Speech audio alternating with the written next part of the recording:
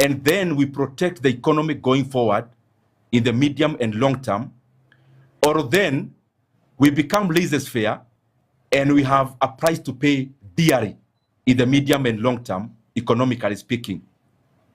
The drastic fuel increment in terms of prices will hurt the economy of Kenya to tunes of hundreds of billions. But the amount we need to bring down the fuel prices is not even a fraction of that. It is too minute.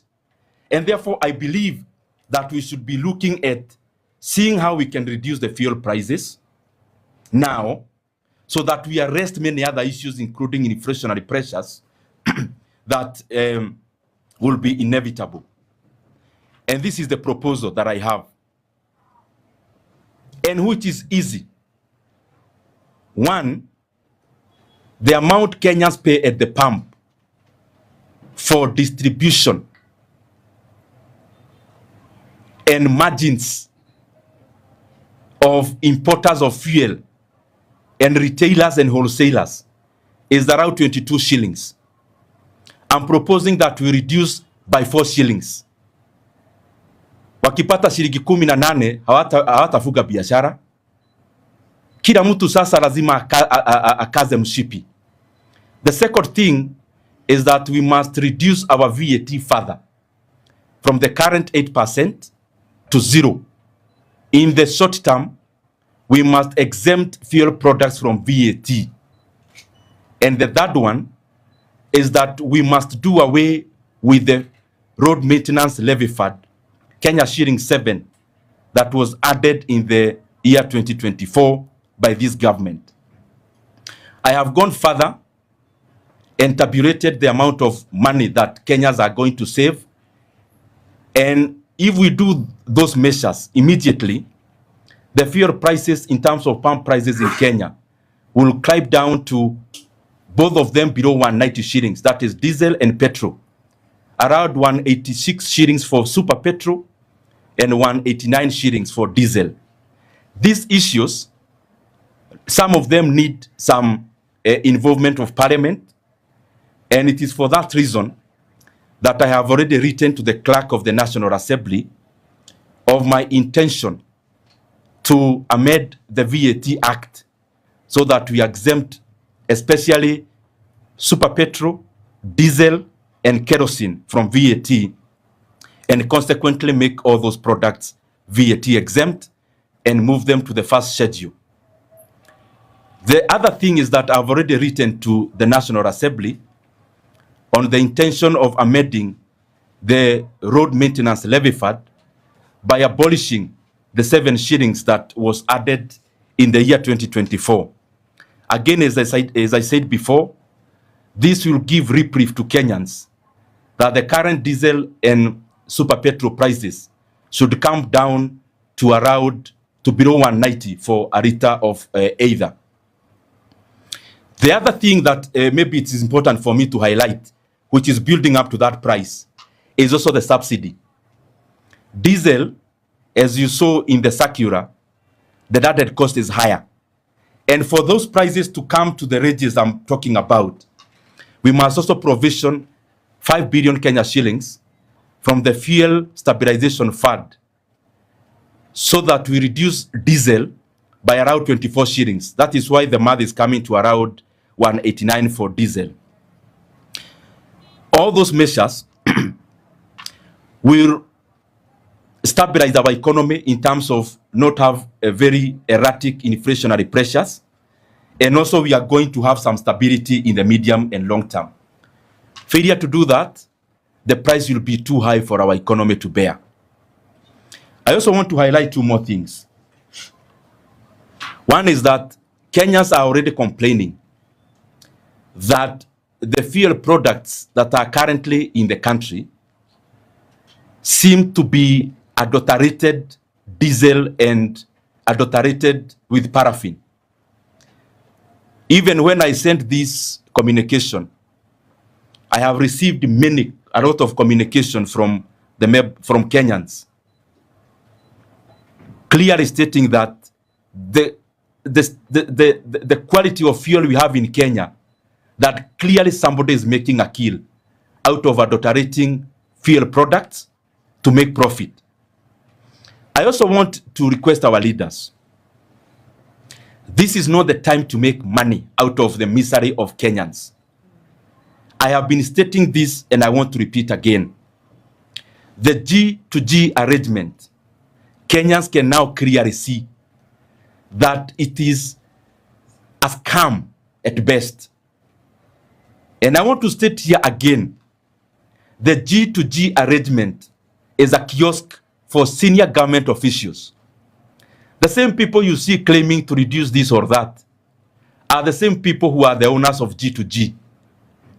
In fact, 75% of the imports of fuel benefit our leaders directly. I'm requesting our leaders, now it is time to tame your greed. Kenyans cannot accommodate global supply shocks and also accommodate your greed at the same time. One has to give way for the other. And you must give way. The greed of the G2G cabal must come to an end now, because Kenyans can now see that fuel in terms of global prices was lower in 2022, yet Kenyans were paying cheaper at the pump. And there was no G2G then. Now when there is G2G, which supposedly we are lied to that it has any benefit to Kenyans. When we have G2G, when we have cheaper global oil prices than 2022, prices in Kenya are unprecedented. Finally, I want to request my brothers and sisters from the media, do your analysis on the regional oil prices. And you realize that among our regional economies, Kenya is the highest in terms of fuel prices. Uganda, that uses our port, is selling both super petrol and diesel cheaper than Kenya now.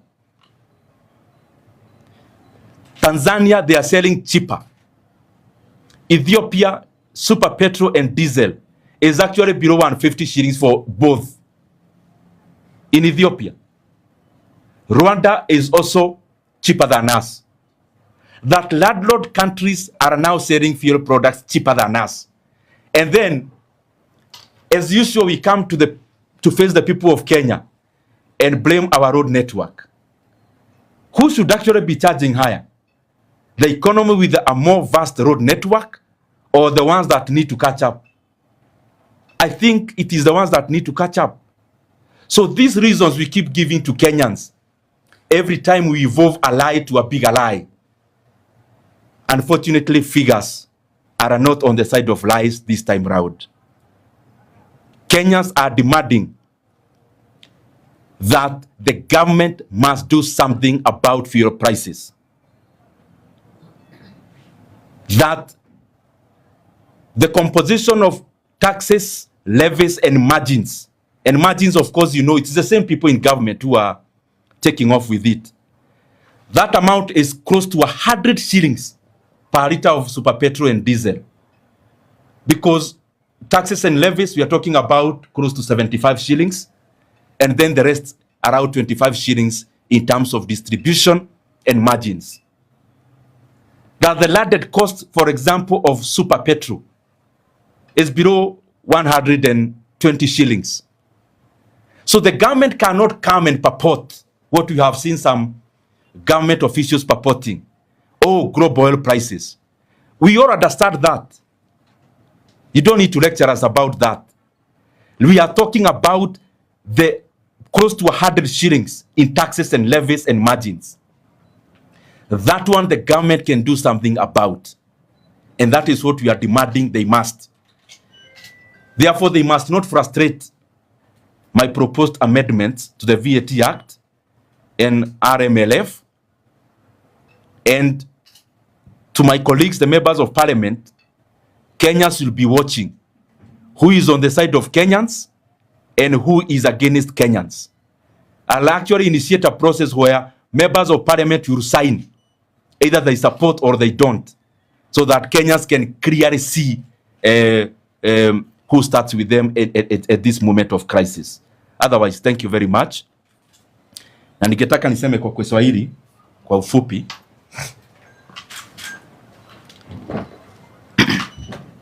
Felix, you wanted this to be close to? Okay.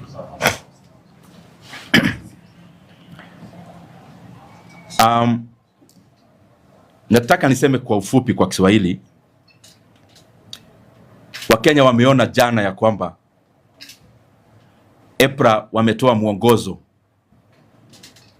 wa vile bei ya mafuta itakuwa hapa Kenya.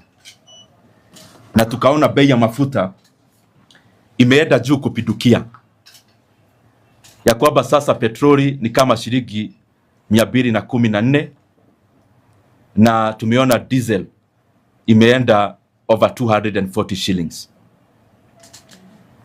Na tumesikiza watu katika serikali wakisema mambo ya global disruption. Na Wakenya wanaelewa hiyo hata kuzidi wao.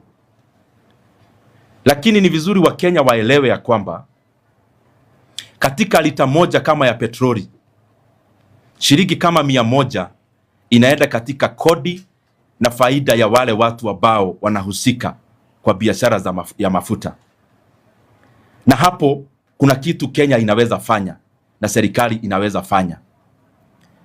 Na ndio maana nimeandikia bunge yetu, the National Assembly, nikitaka kubadilisha ama kuamend our VAT Act ndio tupeleke ushuru wa VAT wa mafuta wa petroli, diesel na kerosene itoke vile iko katika 8% tuipeleke 0, ile inaitwa VAT exempt. Na pia nimeandikia bunge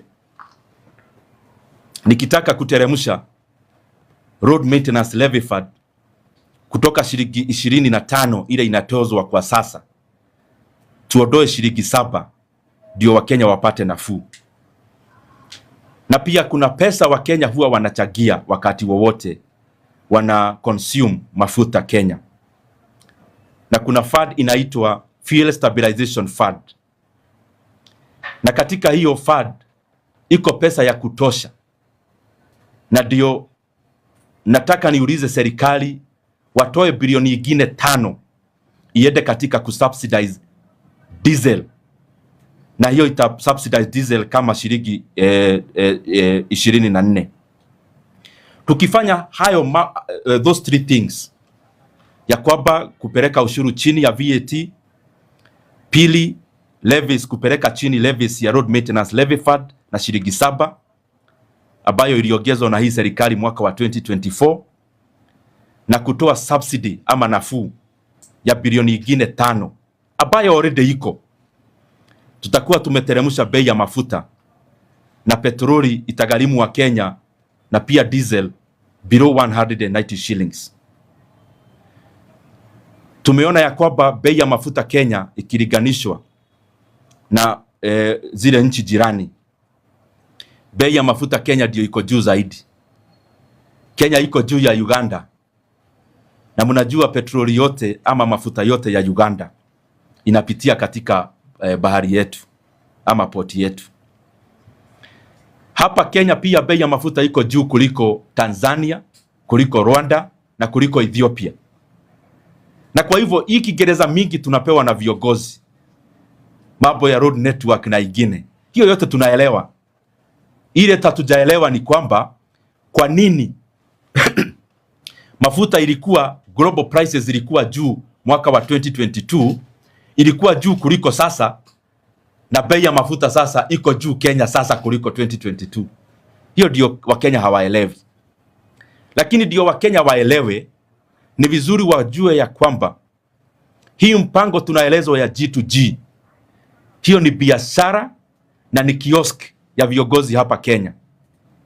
Nataka niulize viongozi wetu Wakenya, wakati Wakenya wanalia wakilipa nauri ya juu, inflation I'm sure itaenda juu mwezi wa Mei. Wakenya wakilia ati viongozi wetu wanasherekea faida. What kind of greed is that? Ya kwamba viongozi wamechaguliwa waongoze Kenya, ndio wenyewe wanaleta mafuta ya G2G hapa Kenya, na hiyo shilingi 6 ya margin ya importer inaenda kwa viongozi wetu wa hapa nchini Kenya. They must be very ashamed of themselves that you are elected to lead, but on the contrary, wanaona ni vizuri wafanye biashara na mafuta. Walifaidika wakati mafuta ilikuwa bei ya chini, na sasa pia wanataka waendelee kufaidika Wakenya wakati Wakenya wanalia wakinunua mafuta. Let us put our greed down, dear leaders. Kama lazima utengeneze pesa, tafadhali tuondoe hii ulafi katika hii mambo ya mafuta. Na ya mwisho, hii yote tunaona wakati already Kenya imeagiza ya kwamba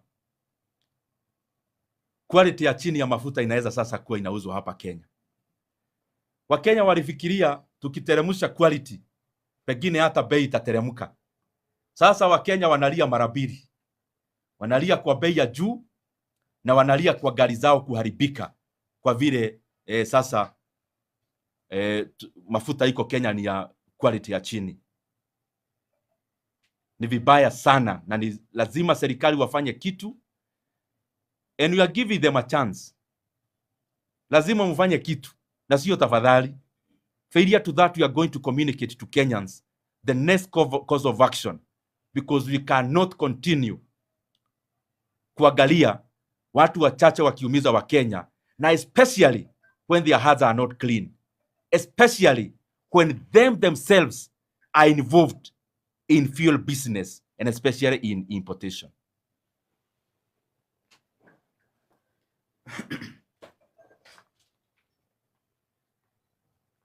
Wengi wa Wakenya mheshimiwa wangependa kufahamu hawa ambao unawataja, unasema wanahusika na wanafaidika pakubwa katika biashara ya mafuta. Mbona usiwataje mapema? Unajua, mimi naonanga nyinyi journalists mkifanya story mzuri sana inaitwa investigative stories. Na mnafahamu nishukuru kwa kuwapea a very clear shot. Yaani goalkeeper ameondolewa, umeambiwa funga bao.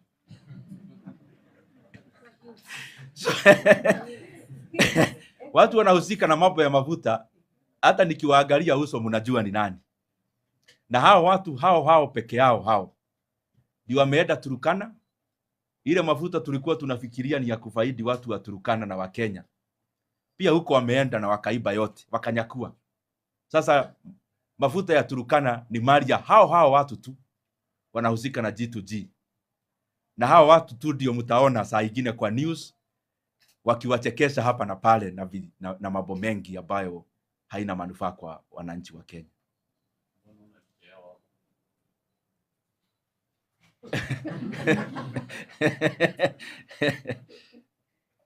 Yes. Kumbe mnaelewa mambo yote. Yes.